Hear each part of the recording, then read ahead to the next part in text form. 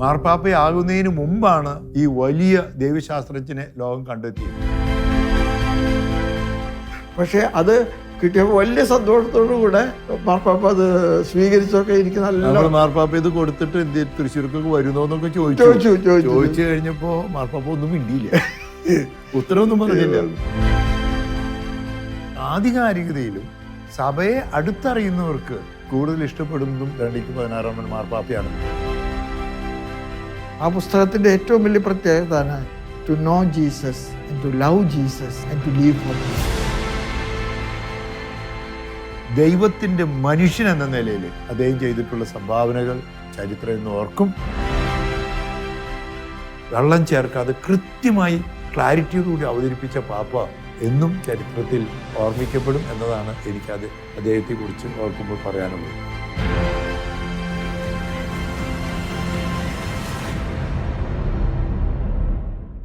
ഷെക്കൈന TV-യുടെ പ്രേക്ഷകർക്ക് 2022 ഡിസംബർ മാസം 31-ാം തീയതി കാലം ചെയ്ത ബെനഡിക്ട് 16 മാർപ്പാപ്പയെക്കുറിച്ചുള്ള ഓർമ്മകൾ പങ്കുവെക്കുന്നതിന് 2011 തൃശ്ശൂരിൻ്റെ സഹായ മെത്രാനായിരുന്ന റാഫേൽ തട്ടിൽ പിതാവും അന്നത്തെ മെത്രാപ്പോലിത്ത എന്ന നിലയിൽ തുടരുന്ന എനിക്ക് തൃശ്ശൂർ ആർച്ച് ബിഷപ്പ് എന്ന നിലയിലും ഞങ്ങളുടെ അനുഭവങ്ങൾ പങ്കുവെക്കുന്നത് വലിയ സന്തോഷമുണ്ട്.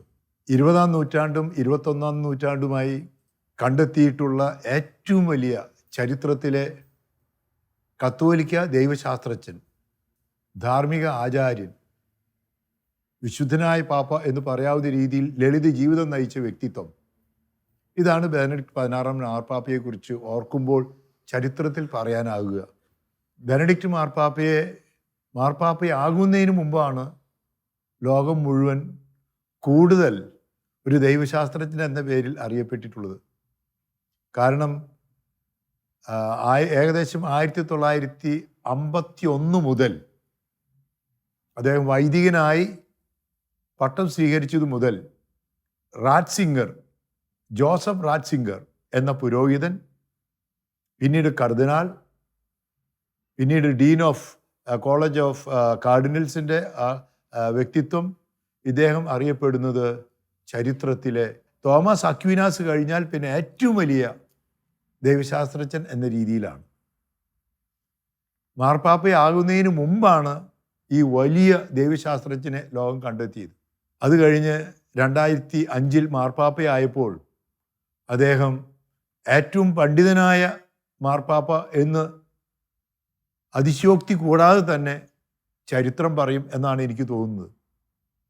ആ മാർപ്പാപ്പയുമായുള്ള അനുഭവങ്ങൾ ഞങ്ങൾക്ക് ഷെക്കൈന TV-യുമായി പങ്കുവയ്ക്കുന്നതിന് വലിയ സന്തോഷമുണ്ട്. നല്ല ധ്യാന പ്രസംഗകനായ, നിങ്ങൾക്ക് എല്ലാവർക്കും സുപരിചിതനും ഏറ്റവും ഇഷ്ടപ്പെട്ടവനുമായ തട്ടിൽ പിതാവ് തന്നെ അനുഭവം പങ്കുവെച്ച് അതിൻ്റെ ഇടയ്ക്ക് ഞാൻ തുടരുന്നതാണ്. തട്ടിൽ പിതാവിനെ ഞാൻ ക്ഷണിക്കുകയാണ്. ബെനഡിക്ട് 16 മാർപ്പാപ്പ ജോസഫ് റാറ്റ്സിംഗർ ജർമ്മനിയിലെ ബവേറിയക്കാരനാണ്. ഞാൻ ഈ ബവേറിയ എന്നൊക്കെ പറയുമ്പോൾ നിങ്ങൾ വിചാരിക്കും ജർമ്മനിയിലെ കത്തോലിക്ക വിശ്വാസത്തിൻ്റെ ഈറ്റില്ലമാണ് ബവേറിയ. റേഗൻസ്ബുർഗ് ഡൈസുകാരനാണ് അദ്ദേഹം. അദ്ദേഹത്തിൻ്റെ സ്വന്തം സഹോദരൻ തന്നെ ജോർജ് റാറ്റ്സിംഗർ വൈദികനായിരുന്നു. മാർപ്പാപ്പയും അദ്ദേഹം ഒന്നിച്ചാണ് പട്ടം വാങ്ങിച്ചത്. ഞാൻ പറയാൻ ആഗ്രഹിച്ചത്, മാർപ്പാപ്പ കടന്നു വരുന്നത് കത്തോലിക്ക വിശ്വാസത്തിൻ്റെ ഈറ്റില്ലമെന്ന് വിളിക്കാവുന്ന, നമ്മുടെ ഏറ്റവും ഒരു വിശ്വാസത്തിൻ്റെ കോത്തക്കൊട്ടളം എന്നൊക്കെ വിളിക്കാവുന്ന ബവേറിയയിലെ റേഗൻസ്ബുർഗ് രൂപതക്കാരനാണ്. അതുകൊണ്ട് തന്നെ അദ്ദേഹത്തിൻ്റെ കത്തോലിക്ക വിശ്വാസത്തിൻ്റെ ദൃഢത അത് വെള്ളം ചേർക്കാത്തതാണ്. നമ്മൾ പറയില്ലേ, കുടുംബത്തിൻ്റെ ഒരു കുലീനത്വം എന്നൊക്കെ പറയില്ലേ, വിശ്വാസത്തിൻ്റെ ഒരു ഒരു ഒരു ഒരു ഉറപ്പെന്നൊക്കെ പറയില്ലേ, അത് അദ്ദേഹത്തിൻ്റെ ജീവിതത്തിൽ ഒട്ടനീളം നമുക്ക് കാണാൻ സാധിക്കും.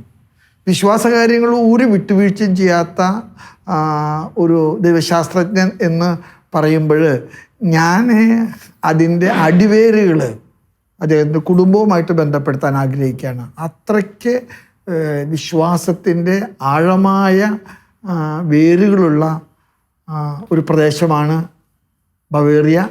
ബവേറിയയിലെ റേഗൻസ്ബർഗ് കത്തോലിക്ക വിശ്വാസത്തിൻ്റെ കോട്ടക്കൊത്തളമാണ്. അവിടെ നിന്നാണ് ബെനഡിക്ട് 16 മാർപ്പാപ്പ ജോസഫ് റാറ്റ്സിംഗർ, ജോർജ് റാറ്റ്സിംഗറൊക്കെ വരുന്നത് എന്ന് നിങ്ങൾ മനസ്സിലാക്കുമ്പോൾ അദ്ദേഹത്തിൻ്റെ ഒരു വിശ്വാസത്തിൻ്റെ പശ്ചാത്തലം നമുക്ക് നന്നായിട്ട് മനസ്സിലാവുമെന്നാണ് എനിക്ക് തോന്നുന്നത്. പിതാവൊക്കെ ബവേറിയയിൽ പല ഔസ്ബർഗിലൊക്കെ പിതാവ് ജോലി ചെയ്തിട്ടുണ്ട്. ഞാൻ വ്യൂസ്ബർഗിൽ ജോലി ചെയ്തിട്ടുണ്ട്. ഞാൻ ഈവൻ ഔസ്ബർഗിൽ ഇദ്ദേഹത്തിൻ്റെ ജന്മനാടായിട്ടുള്ള ഈ റേഗൻസ്ബർഗ് ഭാഗത്തൊക്കെ ചുറ്റി സഞ്ചരിച്ചിട്ടുണ്ട്. നമ്മുടെ നാട്ടിൽ പറയില്ലേ, വളരെ പുരാതനമായിട്ടുള്ളൊരു പള്ളി, വളരെ പുരാതനമായിട്ടുള്ള ഒരു ക്രൈസ്തവ കേന്ദ്രം. അത് അദ്ദേഹത്തിൻ്റെ ഉറവിടത്തിൻ്റെ ചില ഗുണമേന്മ പറയാൻ വേണ്ടി ഞാൻ സൂചിപ്പിച്ചത് മാത്രമേ ഉള്ളൂ. പിതാവെ, നമ്മൾ ആദിലൂമിന വിസിറ്റിന് പോയത് പിതാവ് ഓർക്കുന്നുണ്ടെന്ന് എനിക്ക് തോന്നുന്നത്. നമ്മൾ 2011 മാർച്ച് മാസം 31 ബെനഡിക്ട് മാർപ്പാപ്പയെ നമ്മൾ രണ്ടുപേരും കൂടിയിട്ട് കാണാൻ പോയത്. പിതാവില് ഓർമ്മയുണ്ടെന്ന് എനിക്ക് തോന്നുന്നു. മാർപ്പാപ്പ നമ്മളോട് ചോദിച്ച ചോദ്യങ്ങളും നമ്മളോട് പറഞ്ഞ കാര്യങ്ങളൊക്കെ പിതാവിന് എന്നേക്കാൾ കൂടുതൽ ഓർമ്മയുണ്ടെന്ന് എനിക്ക് തോന്നുന്നത്. വാസ്തവം പറഞ്ഞാൽ ഒരു പ്രത്യേക അനുഭവമായിരുന്നു അന്ന് ബെനഡിക്ട് മാർപ്പാപ്പയെ കണ്ടത്. അന്ന് എൻ്റെ ഓർമ്മ ശരിയാണെങ്കിൽ സീറോ മലബാർ സഭയുടെ അന്നത്തെ എല്ലാ മെത്രാന്മാരും ഒരുമിച്ചാണ് പോയത്. പക്ഷെ വർക്കി പിതാവിന് മാത്രം അന്ന് വരാൻ പറ്റിയില്ല. കാരണം വർക്കി പിതാവ് രോഗശയ്യയിലായിരുന്നു. നമ്മൾ ചെന്ന് റോമിലായിരിക്കുമ്പോഴാണ് വർക്കി പിതാവ് എപ്പോഴും മരിച്ചതായിട്ട് നമ്മൾ അറിഞ്ഞത്. നമ്മൾ മരിക്കുന്നതിന് മുമ്പ് തലേ ദിവസമാണ് മാർച്ച് 31 2011 വർഷത്തിൽ നമ്മൾ മാർപ്പാപ്പയെ തനിച്ച് കണ്ടത്. ആർച്ച് ബിഷപ്സിന് തന്നെയാണ് ഓഡിയൻസ് ഉണ്ടായത്. ആർച്ച് ബിഷപ്സിനും പിന്നെ ആർച്ച് ബിഷപ്സിന് സഹായമെത്രാന്മാരും ഒരുമിച്ച്, അങ്ങനെയാണ് തട്ടിപ്പിതാവ്. ആർച്ച് ബിഷപ്സ് അല്ലാത്തവരൊക്കെ എല്ലാവരും ഒരുമിച്ചാണ് കണ്ടത്. പിന്നെ സീറോ മലബാർ മെത്രാന്മാരെ എല്ലാവരും ഒരുമിച്ച് കണ്ടത് 2011 ഏപ്രിൽ 7 അപ്പോൾ ആ ദിവസങ്ങളിൽ നമ്മൾ റോമിൽ മാർച്ച് 26 27 നമ്മൾ അവിടെ റോമിലെത്തി. പിന്നെ അത് കഴിഞ്ഞ് നമുക്കൊരു സെമിനാർ ഉണ്ടായിരുന്നു ഓറിയൻ്റൽ ഇൻസ്റ്റിറ്റ്യൂട്ടിൽ. അത് കഴിഞ്ഞ് നമ്മൾ ഓർത്തോണയ്ക്ക് പോയി. അത് കഴിഞ്ഞ് പിന്നെ ഓരോരോ ഡിക്കാസ്ട്രികൾ, അവിടുത്തെ വ്യത്യസ്തമായ കാര്യാലയങ്ങളിലെല്ലാം നമ്മൾ ഒരുമിച്ച് സീറോ മലബാർ മെത്രാന്മാർ ഒരുമിച്ചാണ് പോയത്. പക്ഷേ ആർച്ച് ബിഷപ്സിന് അന്ന് എറണാകുളം, തൃശ്ശൂർ, ചങ്ങനാശ്ശേരി, തലശ്ശേരി ഈ ആർച്ച് ബിഷപ്സിന് അന്ന് സഹായമെത്രാന്മാരുണ്ടെങ്കിൽ അവരെയും കൂടി തനിച്ച് കണ്ടു. അങ്ങനെയാണ് നമ്മൾ ഒരുമിച്ച് ബെനഡിക്ട് മാർപ്പാപ്പയെ കണ്ടത്. നമ്മൾ അങ്ങോട്ട് മുറിയിലേക്ക് കയറി ചെന്നപ്പോൾ പിതാവ് ഓർക്കുന്നുണ്ടോ എന്താ സംഭവിച്ചത്? എനിക്ക് നല്ല ഓർമ്മയുണ്ട്. ഞങ്ങൾ ആദിലൂമിനയ്ക്ക് അയച്ച റിപ്പോർട്ടുകളൊക്കെ മാർപ്പാപ്പ വളരെ വിദഗ്ധമായിട്ട് പഠിച്ചിട്ടുണ്ട്. മാർപ്പാപ്പ അതെല്ലാം മനഃപ്പാടമാക്കിയിട്ടുണ്ടെന്നാണ് എനിക്ക് തോന്നുന്നത്. മാർപ്പാപ്പ ഞങ്ങൾ കണ്ട സമയത്ത് മാർപ്പാപ്പയുടെ സ്ക്രീനിൽ തൃശ്ശൂർ രൂപതയുടെ ഒരു മാപ്പും സാഹചര്യങ്ങളൊക്കെ ഉണ്ട്. സീറോ മലബാർ സഭയെക്കുറിച്ച് പൊതുവായിട്ടുള്ളൊരു മാപ്പൊക്കെ ഉണ്ട്.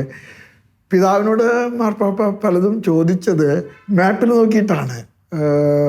തൃശ്ശൂർ രൂപതയുടെ പൗരാണികത, തൃശ്ശൂരിൻ്റെ പള്ളികളുടെ വലുപ്പം, ദൈവോളികളുടെ സമൃദ്ധി, തൃശ്ശൂർ രൂപതയിൽ നിന്നുള്ള മെത്രാന്മാർ, അങ്ങനെ നമ്മളെക്കുറിച്ച് കൃത്യമായിട്ട് പഠിച്ച് ഒരു സ്റ്റുഡൻ്റ് ഒരു പരീക്ഷയ്ക്ക് ഒരുങ്ങുന്നത് പോലെ ഒരുങ്ങിയിട്ടാണ് അദ്ദേഹം ഞങ്ങളെ സ്വീകരിച്ചതെന്നാണ് എൻ്റെ ഓർമ്മയിൽ ഏറ്റവും നിറഞ്ഞു നിൽക്കുന്നത്. അപ്പോൾ അദ്ദേഹം എന്തുമാത്രം ഹോംവർക്ക് ചെയ്തിട്ടുണ്ടെന്ന് എനിക്ക് അന്ന് മനസ്സിലായത്.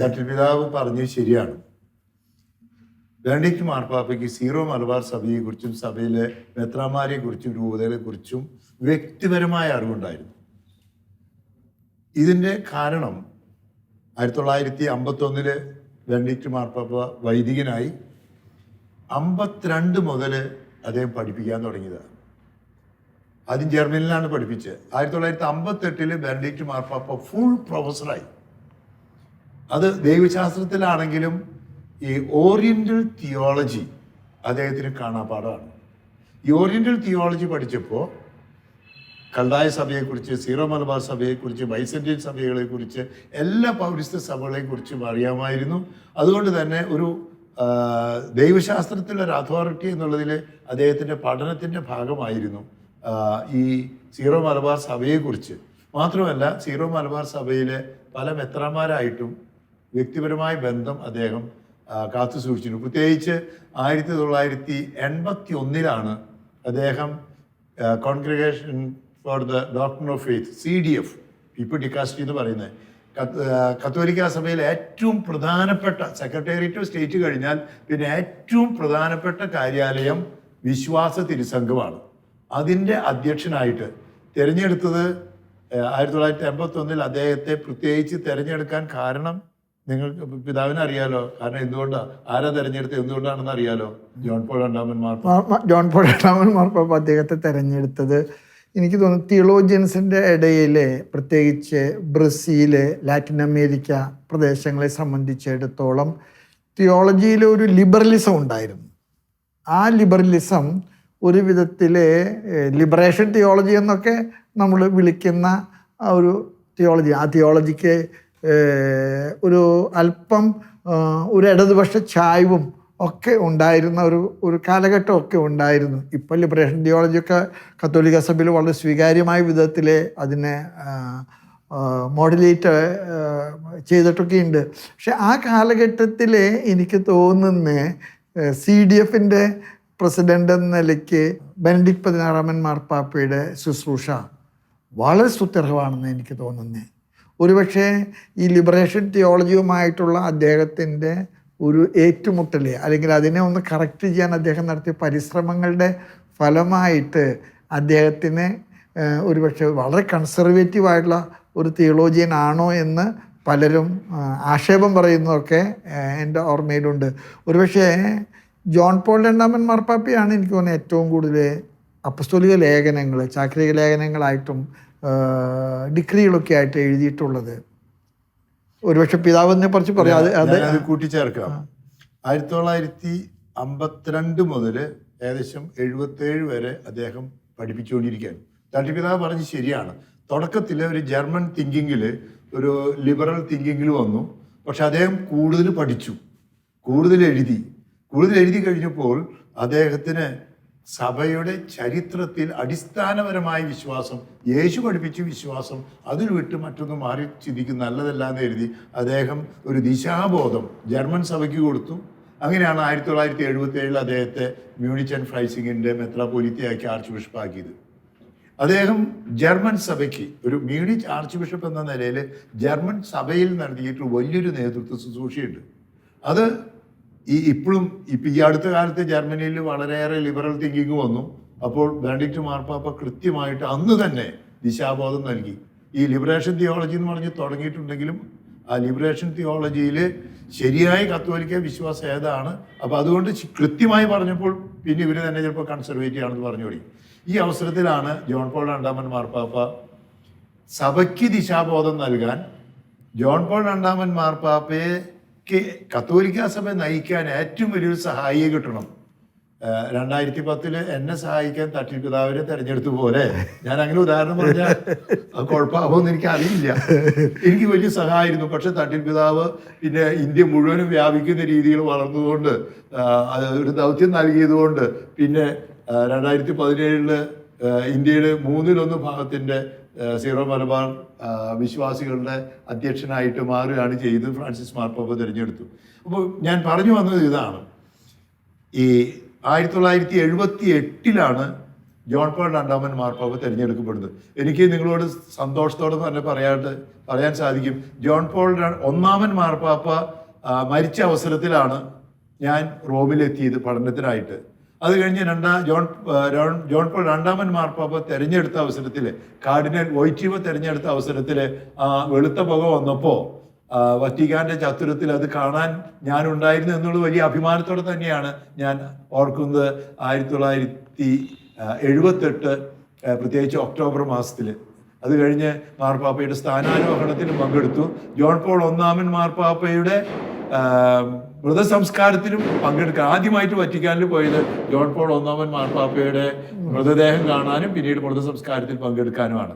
ഞാൻ പറഞ്ഞു വന്നത്, ജോൺ പോൾ 2 മാർപ്പാപ്പയ്ക്ക് കത്തോലിക്ക സഭയുടെ നേതൃത്വ ശുശ്രൂഷയിൽ സഭയെ നയിക്കാൻ ശക്തനായ ഒരു സഹായി വേണം. അങ്ങനെയാണ് ജോൺ പോൾ രണ്ടാമൻ മാർപ്പാപ്പ ഫാദർ ജോസഫ് റാറ്റ്സിംഗറെ, ഒരു അധ്യാപകന്, നല്ലൊരു അധ്യാപകൻ, ഒരുപാട് പുസ്തകങ്ങൾ സഭയുടെ ദൈവശാസ്ത്രത്തെക്കുറിച്ച് പഠനങ്ങളെക്കുറിച്ച് എഴുതിയിട്ടുള്ള ആളെ ആർച്ച് ബിഷപ്പ് മ്യൂണിച്ച് എന്നുള്ളതിൽ നിന്ന് അവിടുന്ന് എടുത്ത് വറ്റിക്കാനിലെ ഏറ്റവും പ്രധാനപ്പെട്ട കോൺഗ്രിഗേഷനായ CDF, congregation for doctor of ഫെയ്ത്തിൻ്റെ തലവനാക്കിയത് അധികം താമസിയാതെ കർദിനാളാക്കി. ജോൺ പോൾ രണ്ടാമൻ മാർപ്പാപ്പയാണ് ഏറ്റവും കൂടുതൽ ചാക്രി ലേഖനങ്ങളും കത്തുകളും ഒക്കെ എഴുതിയിട്ടുള്ളത് പറയും. അതിൽ എല്ലാത്തിലും കാർഡിനൽ ജോസഫ് റാറ്റ്സിംഗറിൻ്റെ ഒരു ടച്ച് ഉണ്ട്. ജോൺ പോൾ രണ്ടാമൻ മാർപ്പാപ്പ കാർഡിനൽ വോയ്റ്റീവ ജോസഫ് റാറ്റ്സിംഗിനെ തിരഞ്ഞെടുക്കാനുള്ള കാരണം രണ്ടാം വത്തിക്കാൻ കൗൺസിലിൻ്റെ എല്ലാ സെഷനിലും 62 മുതൽ 1962 65 വരെയുള്ള കാലഘട്ടത്തിലെ എല്ലാ സെഷനിലും ഏറ്റവും വലിയ ദൈവശാസ്ത്രജ്ഞനായി അന്ന് പങ്കെടുത്ത എല്ലാവരും കണ്ടെത്തിയത് ഈ ജോസഫ് റാറ്റ്സിംഗർ എന്ന അച്ഛനെയാണ്. അതുകൊണ്ടാണ് അദ്ദേഹത്തെ 1977 ആർച്ച് ബിഷപ്പാക്കിയത്. 81 കോൺഗ്രിഗേഷൻ ഫോർ ഡോക്ടർ ഓഫ് ഫെയ്ത്തിൻ്റെ തലവനാക്കി. പിന്നീട് ജോൺ പോൾ രണ്ടാമൻ മാർപ്പാപ്പയുടെ ഏറ്റവും വലിയ സഹപ്രവർത്തകനായി. അങ്ങനെ ഇരിക്കുമ്പോഴാണ് പിതാവ് നേരത്തെ പറഞ്ഞ നമ്മൾ കണ്ടപ്പോൾ സീറോ മലബാർ സഭയെക്കുറിച്ചുള്ളൊരു നല്ല അറിവുള്ള മാർപ്പാപ്പയാണെന്ന് താൻ പറഞ്ഞു. ഈ മാർപ്പാപ്പയാവാൻ മാർപ്പാപ്പയ്ക്ക് ഇത് മുഴുവൻ അറിയാൻ കാരണം 81 മുതൽ 2005 വരെ ഈ congregation for the doctor of ഫെയ്ത്തിൻ്റെ തലവനായും അതിൽ കുറേ നാൾ ഡീൻ ഓഫ് കാർഡിനൽസായും അദ്ദേഹം പ്രവർത്തിച്ചപ്പോൾ അദ്ദേഹത്തിന് ലോകസഭയെക്കുറിച്ച്, ആഗോള സഭയെക്കുറിച്ച്, നമ്മുടെ ഇന്ത്യൻ സഭയെക്കുറിച്ച്, ഇന്ത്യയിലെ മെത്രാന്മാരെക്കുറിച്ചുള്ള അറിവാണ്. അതാണ് പിതാവ് പറഞ്ഞ കാര്യം. നമ്മൾ ചെന്ന വഴിക്ക് തൃശ്ശൂരിനെ കുറിച്ചും സീറോ മലബാർ സഭയെക്കുറിച്ച് എനിക്ക് തോന്നുന്നത് നമുക്ക് അറിയുന്നേക്കാൾ കൂടുതൽ സഭയുടെ ദർശനം ജോൺ പോൾ ബെനഡിക്ട് മാർപ്പാപ്പയ്ക്ക് അറിയില്ലേ എന്നുള്ളതാണ്. കാരണം അത്രയും ഡീറ്റെയിൽഡായിട്ട് നമ്മളോട് അത് പറഞ്ഞു ഓർക്കണ്ട ഭാവികരനെ കുറിച്ച്. ഓർക്കുന്നുണ്ട്. എനിക്ക് പിതാവ് പറഞ്ഞതിൻ്റെ കൂടുതൽ കൂട്ടിച്ചേർക്കാനുള്ളത്, ഞാൻ അദ്ദേഹത്തിനെ പലപ്പോഴും കണ്ടുമുട്ടിയിട്ടുള്ളത് ഈ CDF, അതായത് കോൺഗ്രിഗേഷൻ ഫോർ ദ ഡോക്ടറിനിൽ അദ്ദേഹം ജോലി ചെയ്യുന്ന സമയത്ത്, ജോലി കഴിഞ്ഞ് അദ്ദേഹം ഈ വത്തിക്കാൻ പ്യാസായിലെ ബുക്ക് സ്റ്റോളുകൾ വരും, അതായത് ലയോണിയാനം, അവിടെയൊക്കെ ഇദ്ദേഹം വന്നിട്ട് ഇദ്ദേഹം പുസ്തകങ്ങൾ വാങ്ങിക്കും. ഇങ്ങനെ ഒരു സഞ്ചിക്കകത്ത് പുസ്തകങ്ങളുമായിട്ട് പല പ്രാവശ്യം നടന്നു പോകുന്നത് ഞാൻ കണ്ടിട്ടുണ്ട്. ഞാൻ അദ്ദേഹത്തിനൊക്കെ ഗ്രീറ്റ് ചെയ്തപ്പോൾ ഒരു വളരെ സ്മൈലോട് കൂടെ അദ്ദേഹം പറയും, ഗോഡ് ബ്ലെസ് യു എന്നൊക്കെ അദ്ദേഹം പല പ്രാവശ്യം. അന്ന് അദ്ദേഹം CDF നടന്നാണ് പോയത്. അതെ, നടന്നാണ്, വണ്ടിയൊന്നുമില്ല, നടന്നാണ് പോവുക. ഈ ഒരു പ്ലാസ്റ്റിക് സഞ്ചിയിൽ പുസ്തകങ്ങളൊക്കെ വാങ്ങിച്ച് അദ്ദേഹം, ഞാൻ പലപ്പോഴും ഈ ലയോണിയാനത്തിലൊക്കെ ചെല്ലുമ്പോൾ ഞാൻ പറഞ്ഞു, ഈ കാർഡിനൽ റാറ്റ്സിംഗർ ഇവിടെ പറഞ്ഞു, ഇവിടെ ഇറങ്ങുന്ന പുതിയ പുസ്തകങ്ങളിലെ ഏറ്റവും ആദ്യം പുസ്തകങ്ങൾ വാങ്ങിച്ച് സ്വന്തമാക്കുന്ന ആളുകളിൽ ഒരാളാണ് കാർഡിനൽ റാറ്റ്സിംഗർ എന്ന് എന്നോട് പറഞ്ഞത് ഞാനിപ്പോഴും ഓർക്കുന്നുണ്ട്. എനിക്ക് അദ്ദേഹത്തെക്കുറിച്ചിട്ട് എപ്പോഴും എനിക്ക് തോന്നിയിട്ടുള്ളൊരു ചിന്തയാണ്, ജോൺ പോൾ രണ്ടാമൻ മാർപ്പാപ്പയുടെ ഭരണകാലത്ത് ദൈവശാസ്ത്രപരമായിട്ടുള്ള ബുദ്ധിചക്രം മാർപ്പാപ്പയാണ് ഏറ്റവും കൂടുതൽ എഴുതുക. ആ ബുദ്ധിചക്രം മുഴുവൻ കാർഡിനൽ റാറ്റ്സിംഗറുടെ സംഭാവനയായിരുന്നു എന്നുള്ളതാണ്. അങ്ങനെയുള്ള വലിയൊരു തിയോളജിയൻ മാർപ്പാപ്പയായപ്പോൾ വളരെ വലിയൊരു അജപാലകനായിട്ട് മാറിയത് കുറിച്ച് എനിക്ക് തോന്നുന്നു പിതാവിന് നല്ല ഇതിൻ്റെ കാഴ്ച. സഭയെക്കുറിച്ചുള്ള ഒരു അധ്യാപക മാത്രമല്ല, ദൈവശാസ്ത്രൻ, ക്ലാരിറ്റി ഓഫ് തോട്ട് വളരെ സിമ്പിൾ. അദ്ദേഹം ഒരുപാട് പുസ്തകങ്ങൾ എഴുതിയിട്ടുണ്ട്. എനിക്ക് തോന്നുന്നു യേശു ക്രിസ്തുവിനെ കുറിച്ചും സഭയെക്കുറിച്ചും ഏറ്റവും സിമ്പിളായി, ഏറ്റവും ആധികാരികമായി, ചരിത്രപരമായി, ഒത്തൻറ്റിക്കായിട്ട് എഴുതിയിട്ടുള്ള പുസ്തകം കാർഡിനൽ റാറ്റ്സിംഗറിൻ്റെയാണ്. അല്ലെങ്കിൽ പിന്നെ ബെനഡിക്ട് പാപ്പാവയുടെ ജീസസ് ഓഫ് നാസറത്ത് എന്ന് പറയുന്ന പുസ്തകം തന്നെ മാത്രം വായിച്ചാൽ മതി. അദ്ദേഹം ഇപ്പോൾ 2005 ജോൺ പോൾ രണ്ടാമൻ മാർപ്പാപ്പയുടെ മരണത്തിന് ശേഷം തിരഞ്ഞെടുക്കപ്പെട്ടപ്പോൾ അന്ന് ഡീൻ ഓഫ് കാർഡിനൽസ് ആയിരുന്നു. എന്ന് പറഞ്ഞാൽ കർദിനാൾമാരുടെ അന്നുണ്ടായിരുന്ന കർദിനാൾമാരുടെ നേതാവ്, അവരെ ഒരുമിച്ച് കൂട്ടുന്ന ആൾ, അവരെ വിളിച്ചു. അപ്പോൾ ഈ ആർക്കും ഒരു സംശയം ഉണ്ടായിരുന്നു, ലോക ജനത അദ്ദേഹത്തെ ഒരു ദൈവശാസ്ത്രജ്ഞനായിട്ട് കണ്ടിട്ട് ഇദ്ദേഹമാകുന്ന അധികം ചിന്തിച്ചിട്ടില്ല. പക്ഷെ കർദിനാൾമാരുടെ ഇടയിൽ സഭയെ മുന്നോട്ട് നയിക്കാൻ, ആധികാരികമായി മുന്നോട്ട് നയിക്കാൻ, വ്യക്തമായ ദർശനത്തോടെ നയിക്കാൻ പറ്റുന്ന ആള് ബെനഡിക്ട് മാർപ്പാപ്പയാണ്, അല്ലെങ്കിൽ കാർഡിനൽ ജോസഫ് റാറ്റ്സിംഗറാണെന്ന് അറിഞ്ഞതുകൊണ്ടാണ്.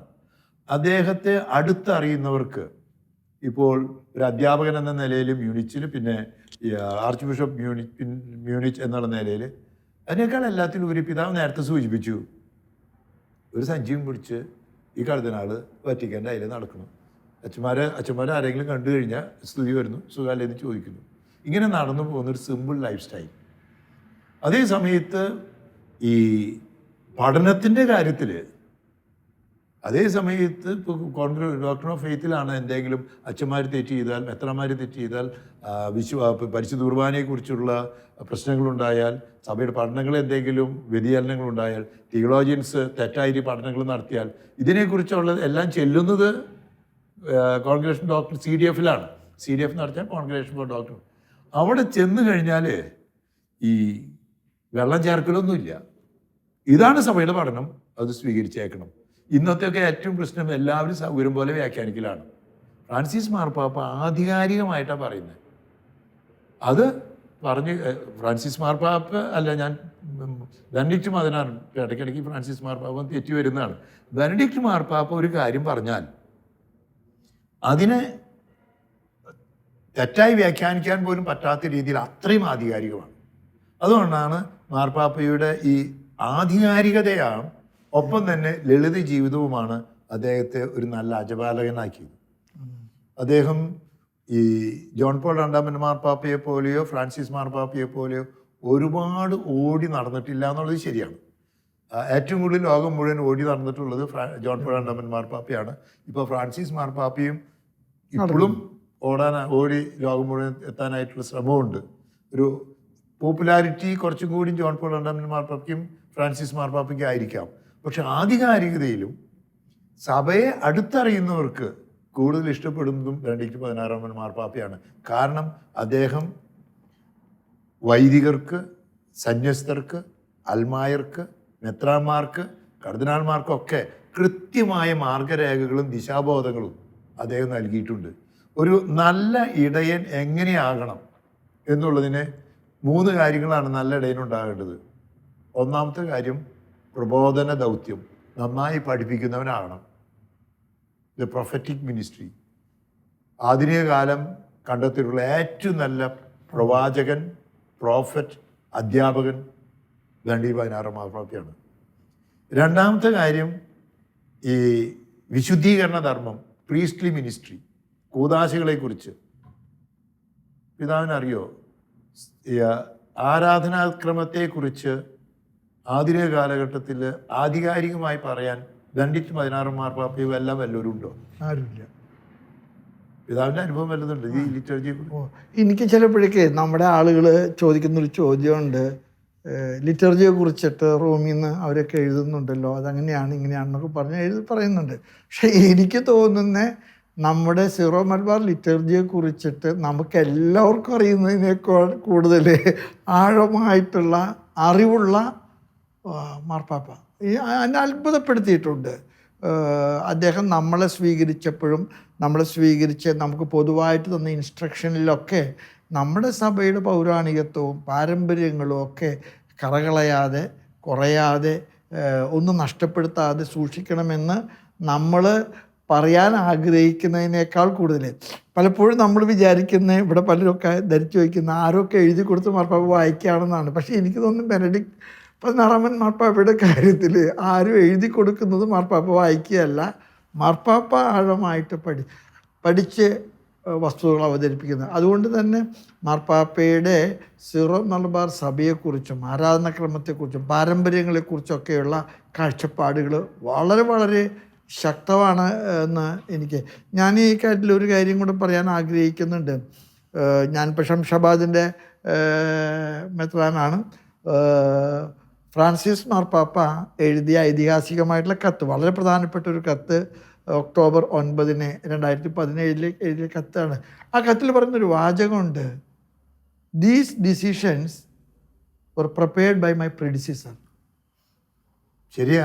അതായത് ഈ ഇന്ത്യയിലെ സീറോ മലബാർ സഭയ്ക്ക് പൊതുവായ ഒരു മിഷൻ ദൗത്യവും അജപാന ദൗത്യം കിട്ടുന്നതിനും, കാരണം സീറോ മലബാർ സഭയെ നന്നായിട്ട് സ്നേഹിച്ച ഒരാളാണ് ബെനഡിക്ട് 16 മാർപ്പാപ്പ. നമ്മുടെ പൈതൃകം അറിയാവുന്ന ഒരാളാണ്. ഞാൻ പിതാവിനോട് പറയുന്നത്, നമ്മുടെ സഭയിൽ ഒരു വർഷങ്ങളായി നിന്നിരുന്ന ഒരു ധ്രുവീകരണമുണ്ട്. അത് പുനരുത്ഥാനവാദികളും അനുരൂപണവാദികളും എന്ന് വേണമെങ്കിൽ പറയാം. ലിറ്റർജിസിൽ അതിൽ പ്രത്യേകിച്ച് restoration group, renewal or adaptation group, ചങ്ങനാശ്ശേരിയും എറണാകുളം ഒക്കെ അതിൻ്റെ വേദികളാണ്. പക്ഷേ ഈ ധ്രുവീകരണത്തെക്കുറിച്ച് നമ്മുടെ പിതാക്കന്മാർ അറിഞ്ഞേക്കാൾ കൂടുതൽ ബെനഡിക്ട് മാർപ്പാപ്പ അറിഞ്ഞിരുന്നു. അതുകൊണ്ട് തന്നെ ബെനഡിക്ട് മാർപ്പാപ്പ സഭയ്ക്ക്, സീറോ മലബാർ സഭയുടെ വളർച്ചയ്ക്ക് ഇത് രണ്ടിനെയും സമഞ്ജസമായി സമ്മേളിപ്പിച്ച് അനുരൂപണപ്പെടുത്തി അല്ലെങ്കിൽ യോജിപ്പിച്ച് കൃത്യമായി ദിശാബോധം കൊടുക്കണമെന്ന് ബെനഡിക്ട് മാർപ്പാപ്പ പറഞ്ഞതാണ് ജോൺ പോൾ രണ്ടാമൻ മാർപ്പാപ്പ എഴുതിയ കത്തുകളിൽ. അത് 1987 എഴുതിയൊരു കത്തുണ്ട്. അവിടെയും ബെനഡിക്ട് മാർപ്പാപ്പയുടെ കയ്യൊപ്പുണ്ടായിരിക്കണം. അത് കഴിഞ്ഞ് 2017 ഫ്രാൻസിസ് മാർപ്പാപ്പ എഴുതിയിട്ടുണ്ട്. അപ്പോൾ ഇതിൻ്റെ എല്ലാത്തിലും പിതാവ് പറഞ്ഞ പോലെ എൻ്റെ പ്രൊഡ്യൂസർ പറഞ്ഞത് എന്ന് വെച്ച് കഴിഞ്ഞാൽ ബെനഡിക്ട് 16 മാർപ്പാപ്പ കൊടുത്തൊരു ദർശനം. അതുകൊണ്ട് ബെനഡിക്ട് മാർപ്പാപ്പ ആധികാരികമായി പറഞ്ഞു, അത് നമ്മുടെ സഭയ്ക്ക് തീർച്ചയായിട്ടും വളർച്ചയ്ക്കും ഐക്യത്തിനും കാരണമായിട്ടുണ്ട്.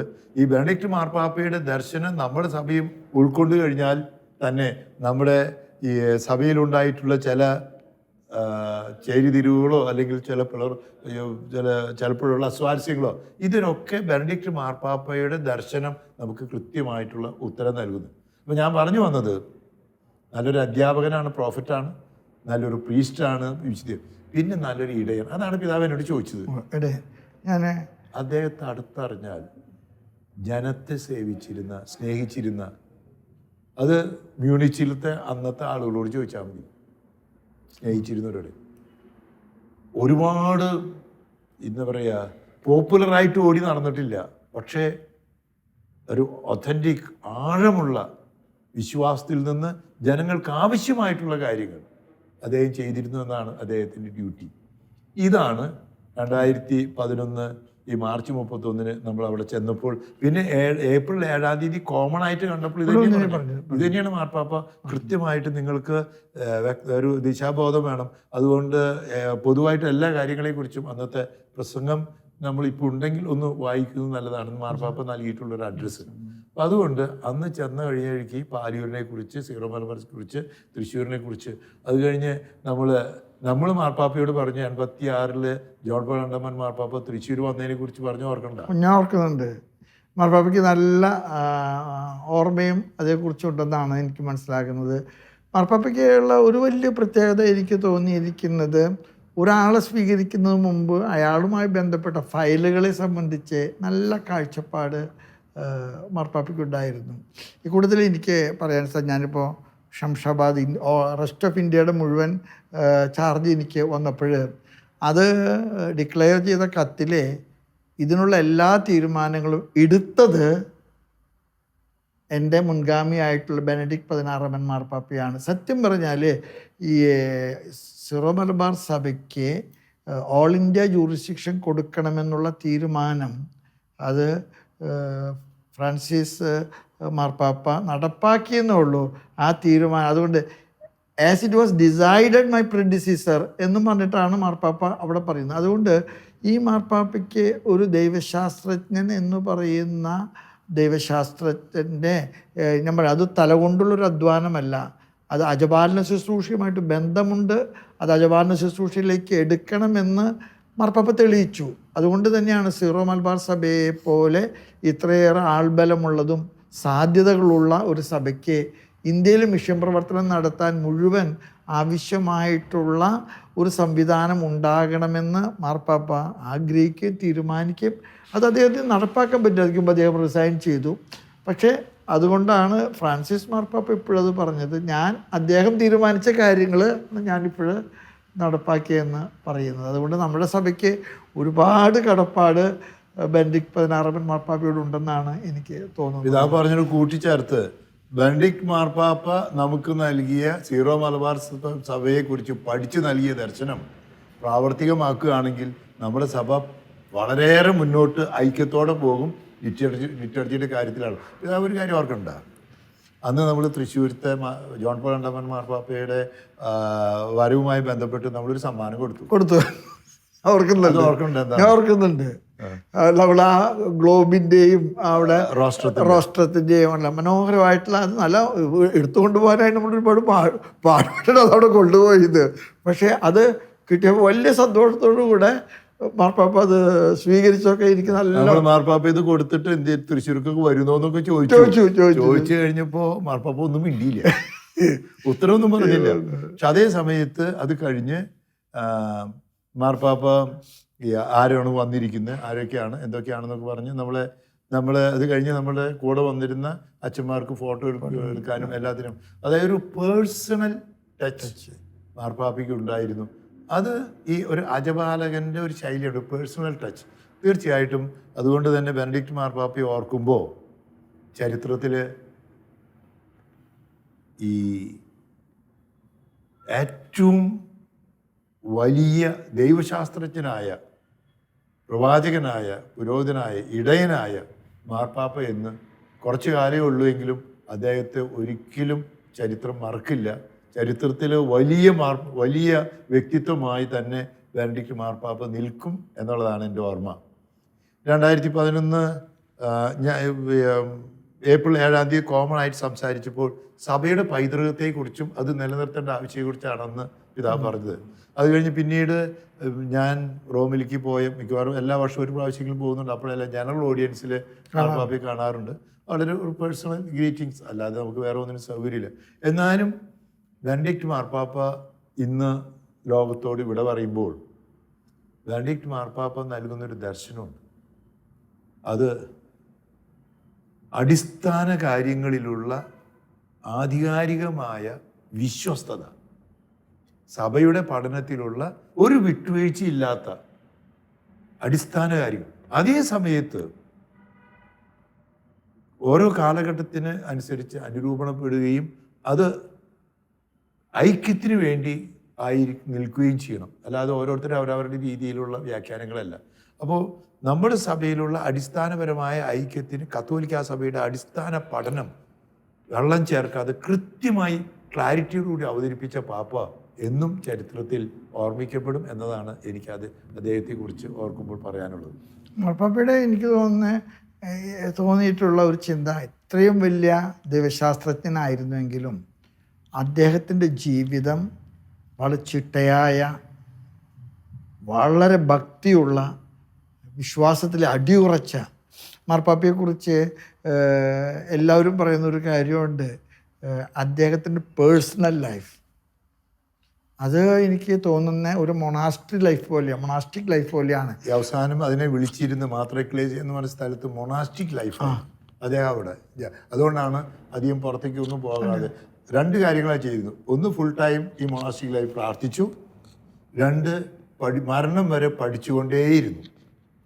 പിന്നെ ഒരു കാര്യത്തിലും അദ്ദേഹം റിട്ടയർ ചെയ്തതിന് ശേഷം ഇടപെടാൻ ആഗ്രഹിച്ചില്ല. ഫ്രാൻസിസ് മാർപ്പാപ്പ അദ്ദേഹത്തിൻ്റെ ഉപദേശം തേടി ചെല്ലുമ്പോൾ പറഞ്ഞു, അല്ലാതെ വേറെ ഒന്നിലും ഇടപെട്ടിട്ടില്ല. അതുകൊണ്ട് മാതൃകാപരമായ ഒരു ജീവിതമാണ് റിട്ടയർഡ് ലൈഫിൽ പോലും അദ്ദേഹം നയിച്ചത് എന്ന് അഭിമാനത്തോടെ നമുക്ക് പറയാനാവും. മാർപ്പാപ്പയുടെ ഏറ്റവും അവസാനത്തെ കോൺട്രിബ്യൂഷൻ എന്ന് ഞാൻ പറയാൻ ആഗ്രഹിക്കുന്നത് മാർപ്പാപ്പ എഴുതിയ അവസാനത്തെ പുസ്തകമാണ് ജീസസ് ഓഫ് നാസറത്ത്. ആ സത്യം പറഞ്ഞു കഴിഞ്ഞാൽ ആ പുസ്തകം മാർപ്പാപ്പയുടെ ധ്യാന മനനങ്ങളുടെ ഒരു ക്രിസ്റ്റോളജിയാണ്. ക്രിസ്തുവെന്ന വലിയ രക്ഷാകര ദൗത്യത്തിൻ്റെ ഉറവിടം, ആ ഉറവിടത്തിനെ കുറിച്ച് മാർപ്പാപ്പ നടത്തിയ ധ്യാന മനനങ്ങളാണ് ഈ ജീസസ് ഓഫ് നാസറത്ത് എന്ന പുസ്തകത്തിലെ നമുക്ക് കണ്ടെത്താൻ അതിൽ ഓരോ വാചകവും നമ്മൾ വായിച്ചിട്ട് നമുക്ക് മുന്നോട്ട് പോകാൻ പറ്റാത്ത വിധത്തിൽ നമ്മളെ അവിടെ പുള്ളി പിടിച്ച് കുലുക്കുന്ന ഒരു ഞാൻ ആ പുസ്തകം വായിച്ച ഒരു ചെറിയ ഒരു ഓർമ്മ മാത്രം പറയാൻ ആഗ്രഹിക്കുകയാണ്. മറിയം ഈശോയെ ഗർഭം ധരിച്ച് ചെവിയിലൂടെയാണെന്നുള്ളൊരു പ്രയോഗം അവിടെയാണ് നമ്മൾ ആദ്യം കാണുന്നത്. വചനം ശ്രവിച്ച് മാർപ്പാപ്പ പറയുന്നത് നമ്മൾ ആ പുസ്തകം വായിക്കുമ്പോൾ നമുക്ക് അത്ഭുതം തോന്നും. ആ പുസ്തകത്തിൽ ക്രിസ്റ്റോളജിയുടെ ഏറ്റവും മനസ്സിലാക്കാൻ ബുദ്ധിമുട്ടുള്ള ഒരു കാര്യം മാർപ്പാപ്പ അവതരിപ്പിക്കുന്നതാണ്. മറിയം ഈശോയെ ഗർഭം ധരിച്ചത് ചെവിയിലൂടെയാണ്. വചനം മാംസം ധരിച്ച് നമ്മുടെ ഇടയിൽ വസിച്ചു. ചെവിയിലൂടെ കേട്ടുകൊണ്ട്.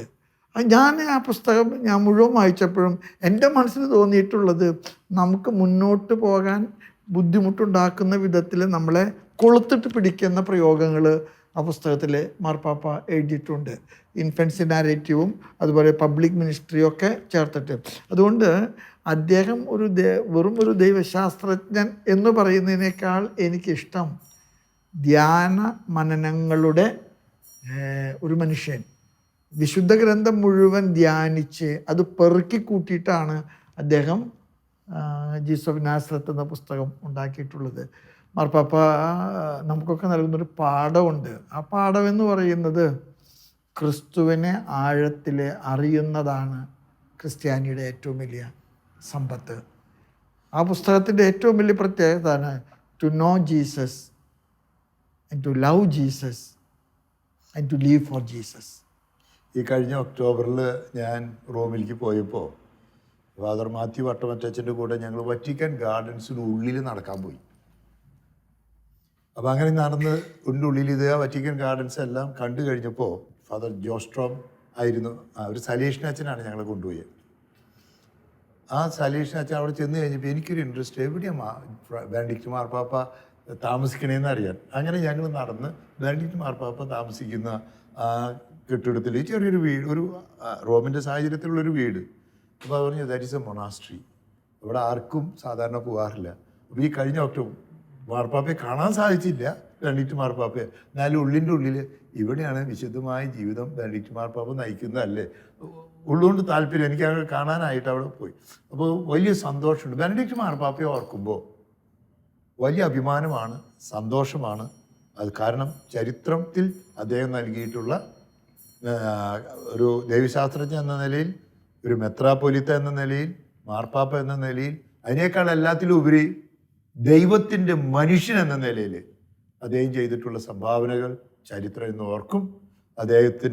അദ്ദേഹത്തോട് ഇപ്പോൾ ലോകം വിട പറയുന്ന അവസരത്തിൽ ഷെക്കൈന TV ഇങ്ങനെ ബെനഡിക്റ്റ് മാർപ്പാപ്പയുടെ ഓർമ്മക്കുറിപ്പുകൾ, പ്രത്യേകിച്ച് അന്ന് മാർപ്പാപ്പയ്ക്ക് കൊടുത്തിട്ടുള്ളതൊക്കെ ആ കാലഘട്ടത്തിൽ നമ്മൾ തൃശ്ശൂരിൽ നിന്ന് നമ്മൾ മാർപ്പാപ്പ ജോൺ പോൾ രണ്ടാമൻ മാർപ്പാപ്പ ആ റോസ്ട്രോം കൊടുത്തതൊക്കെ ഇപ്പോൾ ആ കാലഘട്ടത്തിൽ അത് വലിയ പത്രങ്ങളിലൊക്കെ വലിയ വാർത്തയായിരുന്നു ആ അവസരത്തിൽ. കാരണം നമുക്ക് ഒരു വലിയ, എനിക്കും പിതാവിനും ഒക്കെ രൂപതയ്ക്കും ജോൺ പോൾ രണ്ടാമൻ മാർപ്പാപ്പയുടെ പിൻഗാമി ബെനഡിക്റ്റ് മാർപ്പാപ്പയെ ഇങ്ങനെ കണ്ട് സംസാരിച്ച് ഒരുമിച്ചിരുന്ന് മാർപ്പാപ്പ വളരെ പേഴ്സണലായിട്ട് ചോദിച്ചു. കുറേ നേരം നമ്മളോട് പേഴ്സണലായിട്ട് ചോദ്യങ്ങളൊക്കെ ചോദിച്ചു, സഭയെക്കുറിച്ച് എല്ലാ വിശേഷങ്ങളും ചോദിച്ചു, ദൈവങ്ങളെക്കുറിച്ച് വളരെ പ്രത്യേകിച്ച് ചോദിച്ചു. അപ്പോൾ അതെല്ലാം വളരെ സന്തോഷത്തോടെ ഓർക്കുകയാണ്. ഷെക്കൈന TV ഇങ്ങനെ ബെനഡിക്റ്റ് മാർപ്പാപ്പയെക്കുറിച്ചുള്ള ഇങ്ങനൊരു സംപ്രേഷണം നടത്തുമ്പോൾ ഞങ്ങൾക്ക് അത് ഷെയർ ചെയ്യാൻ സാധിച്ചതിൽ ഞങ്ങൾക്ക് വലിയ സന്തോഷമുണ്ട്. തട്ടിൽ പിതാവ് ഇത് കൺക്ലൂഡ് ചെയ്യും. ഞങ്ങൾക്ക് ഒന്നേ പറയാനുള്ളൂ, മാർപ്പാപ്പ വിശുദ്ധനായിട്ട് പ്രഖ്യാപിക്കുമോ ഇല്ലയോ എന്നൊന്നും ഞങ്ങൾക്ക് അറിഞ്ഞുകൂടാ. വിശുദ്ധനായിട്ട് ജീവിച്ച ഒരു മാർപ്പാപ്പ താൻ അറിഞ്ഞ കാര്യങ്ങൾ വിശ്വസ്തയോടുകൂടെ അണുവിട വ്യതിചലിക്കാതെ പാലിച്ച ഒരു മനുഷ്യൻ. മാർപ്പാപ്പയെ ഞാൻ മാർപ്പാപ്പയായിട്ട് കണ്ടതിനേക്കാൾ എനിക്ക് ഓർമ്മയിൽ സൂക്ഷിക്കാൻ ഇഷ്ടപ്പെടുന്നത് ഒരു കറുത്ത പാൻസും കറുത്ത കോട്ടുവിട്ട് റോമൻ കോളറൊക്കെ വെച്ച് ക്ലറിക്കൽ ഡ്രസ്സിൽ മാർപ്പാപ്പ ഇങ്ങനെ റോമിൻ്റെ പിയാസയുടെ മുന്നിലൂടെയൊക്കെ നടക്കുന്നതും, ഈ റാറ്റ്സിംഗർ ഇത്ര വലിയ തിയോളജിയൻ ഇങ്ങനെ ഒരു സാധാരണക്കാരനെ പോലെ നടക്കുന്നത് കൗതുകത്തോടുകൂടെ നോക്കിക്കണ്ട ഒരനുഭവമാണ്. മാർപ്പാപ്പ എന്നും സ്വർഗത്തിലെ നമുക്ക് കൂട്ടുണ്ടെന്ന് എനിക്കുറപ്പാണ്. സഭ ഇന്ന് പ്രഖ്യാപിക്കുമെന്ന് എനിക്ക് അറിഞ്ഞുകൂടാ. പക്ഷേ മാർപ്പാപ്പയുടെ പാവന സ്മരണയ്ക്ക് മുമ്പിൽ ഞങ്ങൾ രണ്ടുപേരും അദ്ദേഹത്തെ കാണുകയും അദ്ദേഹത്തോട് കൂടുതൽ സമ്പർക്കം പുലർത്തുകയൊക്കെ ചെയ്തൊരു നിലയ്ക്ക് പാവന സ്മരണയ്ക്ക് മുമ്പിൽ ഏറെ ഹൃദയാവർജകമായിട്ടുള്ള സ്മരണാഞ്ജലികൾ അർപ്പിക്കുന്നു. മാർപ്പാപ്പ നമുക്ക് വേണ്ടി സ്വർഗത്തിൽ പ്രാർത്ഥിക്കട്ടെ എന്നും മധ്യസ്ഥനാകട്ടെ എന്നും ഞാൻ ആഗ്രഹിച്ച് അപേക്ഷിക്കുന്നു. ഏവർക്കും നന്ദി. Thank you.